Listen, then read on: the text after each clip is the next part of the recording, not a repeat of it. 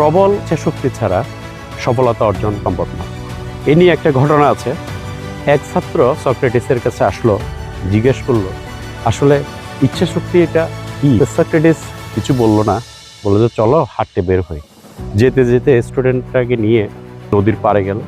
এরপরে বললো চলো পানিতে নামি। হাঁটু পানি, কোমর পানি, বুক পর্যন্ত, এরপরে গলা পানি। নামার পরে সক্রেটিস কি করলো, হঠাৎ করে ছেলেটাকে চেপে ধরলো সজোরে। ছেলেটা খুব প্রাণপণ চেষ্টা করছে পানি থেকে ওঠার। আমরা জানি এটা কি হয়। অনেকক্ষণ পরে ছেলেটা নিজেকে ছাড়াতে সক্ষম হলো।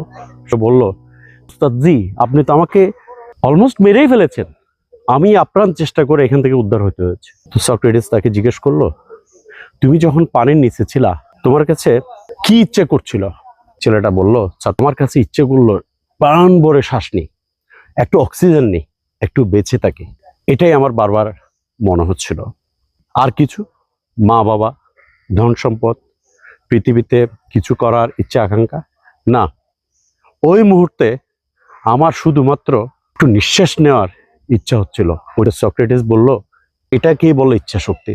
জীবনে বড় হতে হলে এরকম ইচ্ছা শক্তির ভীষণ প্রয়োজন, আর সেটা না হলে সাফল্য আসে না।